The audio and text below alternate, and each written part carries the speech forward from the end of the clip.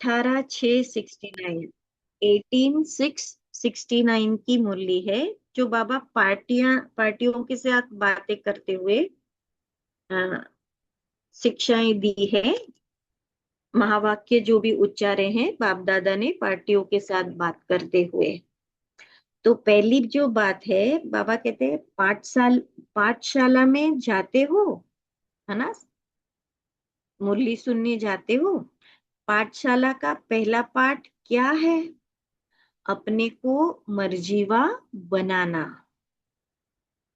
यह पहला पाठ पक्का किया है। संस्कार से मर्जीवा नहीं हुए हैं। जब कोई मर जाता है तो पिछले संस्कार भी खत्म हो जाते हैं। तो यहाँ भी पिछले संस्कार क्यों याद आने चाहिए? जबकि जन्म ही दूसरा, तो पिछली बातें भी खत्म होनी चाहिए। यह पहला पाठ है मर्जीवा बनने का। बाबा कहते हैं ये पहला पाठ है।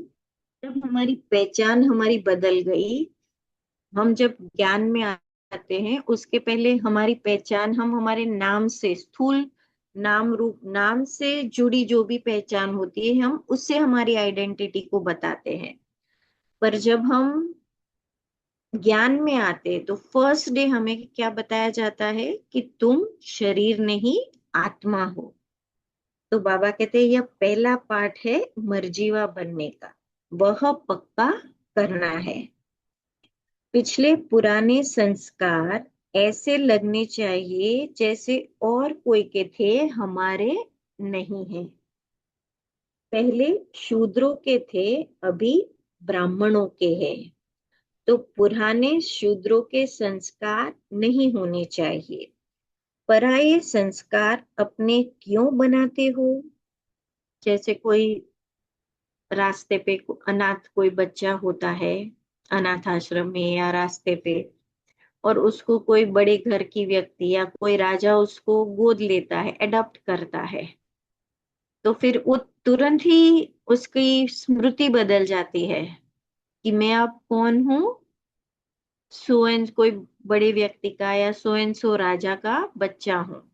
तो हमें जब पहचान मिलती है कि हम आत्मा है, उस परमात्मा की संतान संतान है, तो हमारी पहचान बदल गई, तो हमारी स्मृति भी क्या हो जानी चाहिए? बदल जानी चाहिए। तो पुराने संस्कार फिर नहीं होने चाहिए। जो पराई चीज को अपना बनाते हैं, उनको क्या कहेंगे? बाबा पूछ रहे हैं, पराई चीज को अपना बनाना, उसको क्या कहेंगे? बाबा कहते हैं चोर कहेंगे।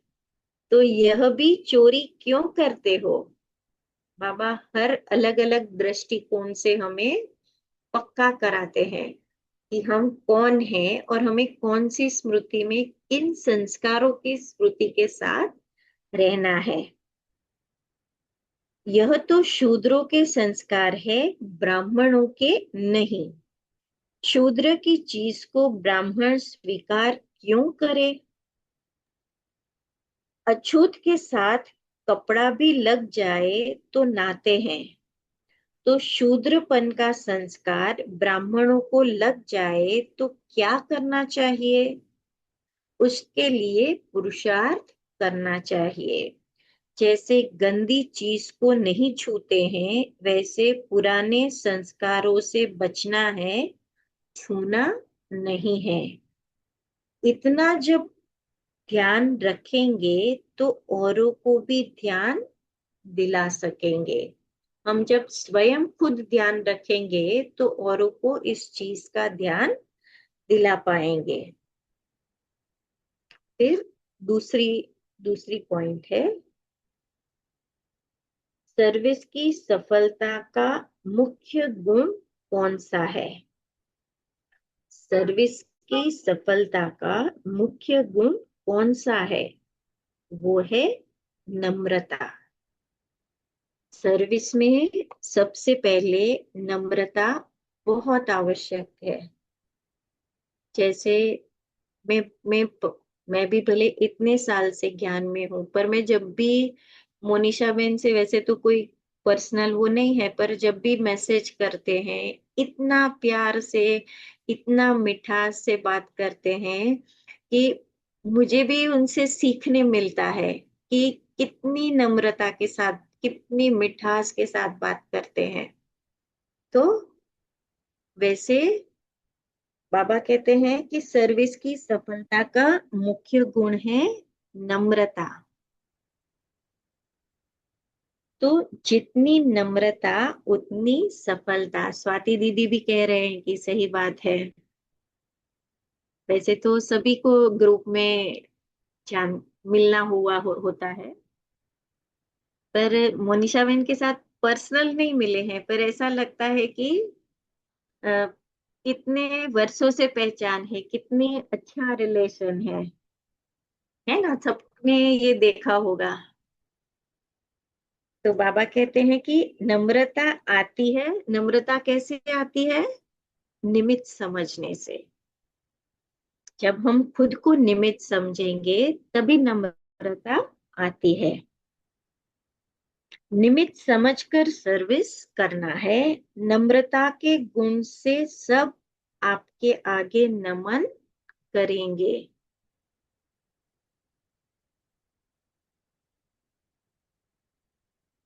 हम, मोनिशा बहन ने क्या कहा है, बाबा ने परिवार ही इतना मीठा गिफ्ट किया है। I am so blessed and grateful. सही बात है। ये भी एक भाग्य की बात है हमारी कि हम कहाँ कहाँ से जुड़े हैं। अ, हम जो भी इतने, भले हम सिर्फ 13 लोग हैं, फिर भी कितना प्यार से, कहाँ कहाँ अलग अलग जगह से जुड़े हैं। जैसे इत्ती बहन है, बनाई बहन, दीप्ति बहन है, किरण बहन है, प्रतिभा बहन है, रमानी बहन है, रीटा बहन है, स्मिता बहन है, और स्वाति बहन को तो सब अच्छे से जानते हैं और पहचानते हैं। तो सही बात है। परिवार ही कितना मीठा है। तो बाबा कहते हैं कि जो खुद झुकता है उसके आगे सभी झुकते हैं। निमित्त समझकर कार्य करना है। कोई भी कार्य करना है उसमें क्या समझना है? निमित्त समझकर करना है। जैसे बाप शरीर का आधार निमित्त मात्र लेते हैं, वैसे आप समझो कि निमित्त मात्र शरीर का आधार लिया है। सेवा किया, शरीर का आधार, ये शरीर भी मेरा नहीं है। बाबा कहते हैं ना कि शरीर से भी क्या हो जाना है? डिटैच हो जाना है। शरीर भी मेरा नहीं है। तो मुझे बाबा जैसे चाहते हैं वैसे चलाना है, मुझे जैसे इच्छा है वैसे शरीर को नहीं चलाना है। तो बाबा कहते हैं कि निमित्त मात्र शरीर का आधार लिया है। एक तो शरीर को निमित्त मात्र समझना है, और दूसरा सर्विस में अपने को निमित्त समझना है। तब नम्रता आएगी। दोनों चीजों में निमित्त समझना है, शरीर को चलाने में और सेवा करने में। मुझे लगता है अभी एक एक मिनट से भी कम है, तो हम फिर से ज्वाइन करें। हाँ जी दीदी, हाँ जी। ठीक है, तो इसको एंड कर दो।